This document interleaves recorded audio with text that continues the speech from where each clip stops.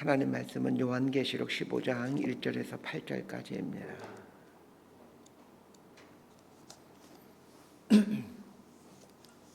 요한계시록 15장 1절에서 8절까지 말씀 번갈아 가면서 읽습니다. 제가 먼저 읽겠습니다. 또 하늘에 크고 이상한 다른 이적을 보매 일곱 천사가 일곱 재앙을 가졌으니 곧 마지막 재앙이라 하나님의 진노가 이것으로 마치리로다. 또 내가 보니 불이 섞인 유리바다 같은 것이 있고 짐승과 그의 우상과 그의 이름의 수를 이기고 벗어난 자들이 유리바닷가에 서서 하나님의 검은 고를 가지고 하나님의 종 모세의 노래 어린 양의 노래를 불러 이르되 주 하나님 곧 전능하신 이시여 하시는 일이 크고 놀라우시도다. 만국의 왕이시여 주의 길이 의롭고 참되시도다. 주여 누가 주의 이름을 두려워하지 아니하며 영화롭게 하지 아니하오리까. 오직 주만 거룩하시니이다. 주의 의로우신 일이 나타났음에 만국이 와서 주께 경배하리이다 하더라. 또 이 일 후에 내가 보니 하늘에 증거 장막의 성전이 열리며 일곱 재앙을 가진 일곱 천사가 성전으로부터 나와 맑고 빛난 세마포옷을 입고 가슴에 금띠를 띠고 8절까지 함께 있습니다. 내 생물 중에 하나가 영원토록 살아계신 하나님의 진노를 가득히 담은 금 대접 일곱을 그 일곱 천사들에게 주니 하나님의 영광과 능력으로 말미암아 성전에 연기가 가득 차매 일곱 천사의 일곱 재앙이 마치기까지는 성전에 능히 들어갈 자가 없더라. 아멘. 요한계시록 후반부로 넘어가고 있습니다. 요한계시록의 본론 부분에서 주로 다루고 있는 내용은 재앙에 대한 것입니다. 일곱인, 일곱 나팔, 그리고 일곱 대접으로 표현되는 각종 재앙들이 요한계시록의 본론 부분에 나오는 주요한 주제들입니다. 오늘 본문은 일곱 대접의 재앙이 시작되는 부분이라고 할 수 있습니다. 일곱 대접의 재앙이 끝나면 예수님이 재림합니다. 예수님이 재림하는 때에 새하늘과 새 땅이 임하게 되어 하나님의 나라가 완성됩니다.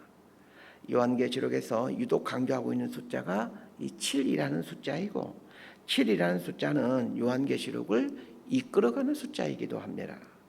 일곱 인, 일곱 나팔, 일곱 대접 모두 7이라는 숫자를 사용하고 있죠. 왜 7이라는 숫자를 반복해서 사용하고 있는 것일까요? 이 7이라는 숫자가 완전을 의미하는 숫자이기 때문입니다. 하나님의 심판은 완전하고 공의롭다라는 것을 말해주기 위함입니다. 동시에 하나님의 구원도 완전하다라는 것을 말해주기 위함입니다. 자, 오늘 본문 1절 말씀을 함께 봅시다. 시작. 또 하늘에 크고 이상한 다른 이적을 보매 일곱 천사가 일곱 재앙을 가졌으니 곧 마지막 재앙이라 하나님의 진노가 이것으로 마치리로다. 자, 사도 요한이 환상 중에 크고 이상한 다른 이적을 보게 되었다 이렇게 얘기를 합니다. 크고 이상한 이적이란 일곱 천사가 일곱 재앙을 갖고 있는 것을 이제 말하는데 여기서 말하는 일곱 재앙이 일곱 대접의 재앙입니다. 이제 본격적으로 일곱 대접의 재앙이 시작됩니다. 그런데 이 사도 요한이 일곱 천사의 일곱 재앙을 갖고 있는 것을 보는데 그 천사들이 있는 장소가 어디라고 말해줍니까? 하늘이라고 말해주고 있습니다. 하늘에서 일곱 천사가 일곱 재앙을 갖고 있다라는 말은 이제 머지않아 땅에서도 이 일이 이루어진다라는 뜻입니다. 이 땅에서 일어나는 모든 재앙들은 하늘에서 이미 결정된 일들입니다. 하늘에서 이미 결정된 일이다라는 말은 하나님의 계획 속에 있는 일이다라는 뜻입니다. 이것은 심판에 대한 것만 해당되는 것이 아닙니다. 이 땅에서 일어나는 모든 일들은 하늘에서 알고 있는 일들입니다. 우리 삶에 일어나는 모든 인생 사건들도 마찬가지입니다. 우리 삶에 일어나는 크고 작은 사건들은 이미 하늘의 결제가 끝난 사건들입니다. 하나님의 결제 없이는 우리의 머리카락 하나도 상할 수가 없습니다. 그렇기에 어떤 일이 우리 삶에 일어나더라도 하나님의 이 섭리를 신뢰하며 그분의 뜻을 구해가야 합니다. 일곱 천사가 일곱 재앙을 가졌는데 이 재앙이 마지막 재앙이라고 말해줍니다. 내일 본문부터는 이제 7대접의 재앙이 등장하는데 그 7대접의 재앙이 끝나면 예수 그리스도께서 재림하시게 되죠. 자, 2절에서 4절까지 말씀 함께 봅니다. 시작. 또 내가 보니 불이 섞인 유리바다 같은 것이 있고 짐승과 그의 우상과 그의 이름의 수를 이기고 벗어난 자들이 유리 바닷가에 서서 하나님의 검은고를 가지고 하나님의 종 모세의 노래 어린 양의 노래를 불러 이르되 주 하나님 곧 전능하신 이시여 하시는 일이 크고 놀라우시도다. 만국의 왕이시여 주의 길이 의롭고 참되시도다. 주여 누가 주의 이름을 두려워하지 아니하며 영화롭게 하지 아니하오리까. 오직 주만 거룩하시니이다. 주의 의로우신 일이 나타났음에 만국이 와서 주께 경배하리이다 하더라. 자, 7 재앙이 하늘에서는 이미 결정되었고 아직 땅에서 집행되기 전에 사도 요한이 이제 보게 된 것이 있습니다. 불이 섞인 유리 바다를 보게 됩니다. 자, 그런데 이 불이 섞인 유리 바닷가에서 하나님의 사람들이 검은고를 타면서 노래를 하고 있습니다. 그런데 그들이 부르는 노래가 어떤 노래라고 말합니까? 하나님의 종 모세의 노래, 어린 양의 노래이다라고 말합니다. 자, 이 모습은 출애굽기에 나오는 내용을 연상케 합니다. 출애굽한 이스라엘 백성들이 홍해바다를 건넌 뒤에 홍해바다에서 죽어가는 애국 군사들이 다 몰살해 가는 것을 보고 또 자신들을 건져내 주신 하나님을 향해서 구원의 노래를 부르죠. 출애굽기 15장에 등장하는 그 모세의 노래가 이제 나오는데 출애굽기 15장 1절은 이렇게 시작하고 있습니다. 이때 모세와 이스라엘 자손이 이 노래로 여호와께 노래하니 일렀으되 내가 여호와를 찬송하리니 그는 높고 영화로우시며 말과 그 탄자를 바다에 던지셨음이로다. 이스라엘 백성들이 홍해를 건넜다라는 말은 이제 애굽의 고난, 애굽의 핍박, 애굽의 종살이로부터 해방되었다라는 뜻입니다. 홍해라는 곳은 그런 곳입니다. 이제 애굽의 속박을 끝냈다. 애굽의 영향권으로부터 벗어났다. 이 애굽으로부터 삶을 끝냈다라는 명확한 구분선이 홍해라는 곳입니다. 오늘 본문에 나오는 불이 섞인 이 유리 바다는 마치 이스라엘 백성들에게 있어서 홍해 바다와 같은 성격을 갖고 있습니다. 홍해 바다는 이스라엘 백성들에게는 승리의 장소였고 애굽에게는 심판의 장소가 됩니다. 하나님의 백성들이 유리 바닷가에 있어서 모세의 노래, 어린 양의 노래를 부르고 있다라고 말해주고 있는데 얼핏 보기에는 모세의 노래와 어린 양의 노래 이렇게 따로따로 다른 곡을 부르고 있는 것처럼 보이지만 그런 의미가 아닙니다. 성경을 잘 보면 모세의 노래 다음에 콤마가 있고 그 다음에 어린 양의 노래 이렇게 나와 있죠.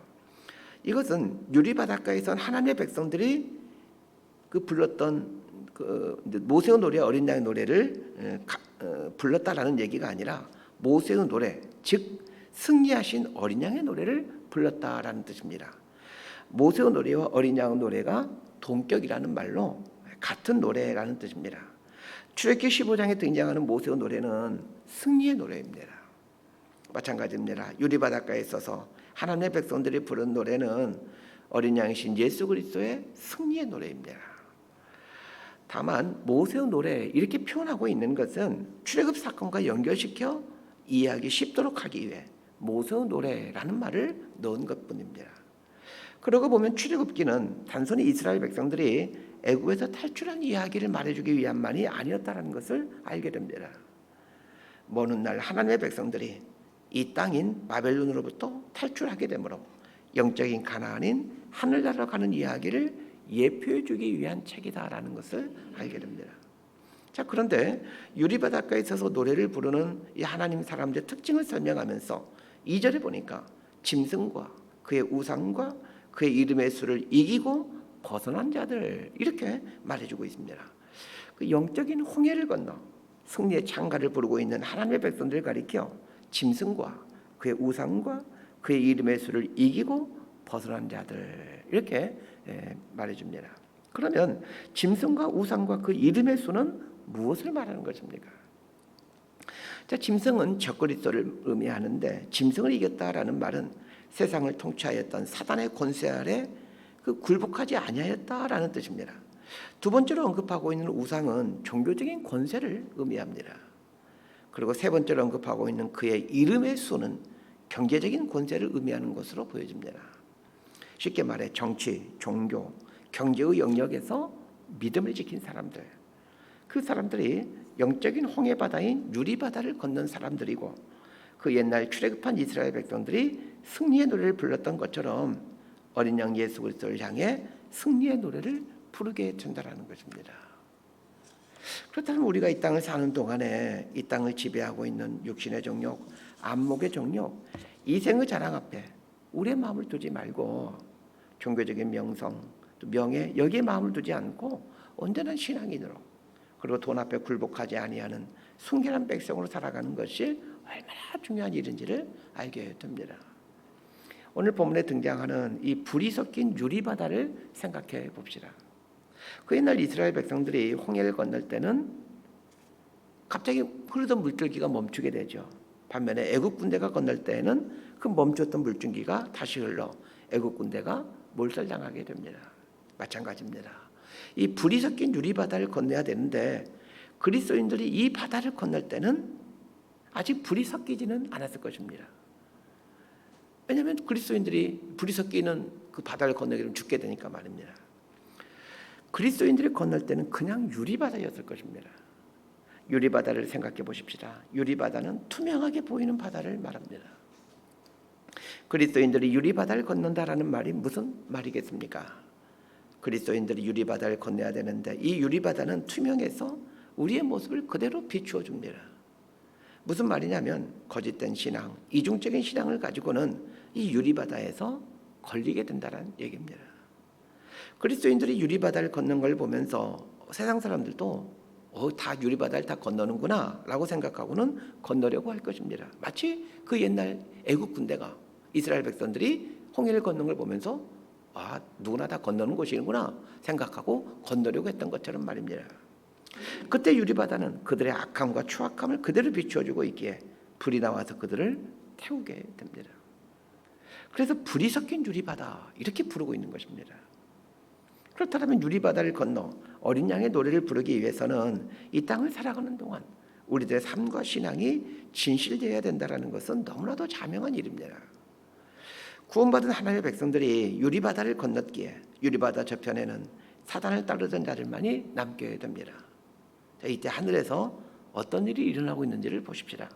5절에서 8절까지 말씀 함께 봅니다. 시작.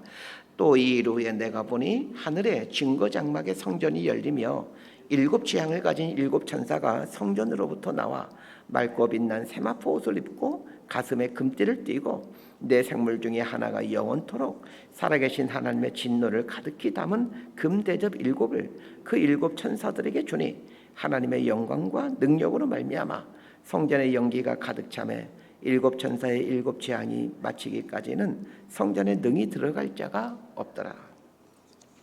구원받은 하나님의 교회 그리스도인들이 유리바다를 건너자 하늘에서는 하늘문이 열리고 7 천사의 손에 7 대접이 건네집니다. 자, 이 말은 무슨 말입니까? 이제 본격적으로 마지막 진노, 심판이 이 땅에 행해진다는 말입니다. 어떤 의미에서 이 7 대접의 재앙은 이 땅을 깨끗이 청소하는 역할을 합니다.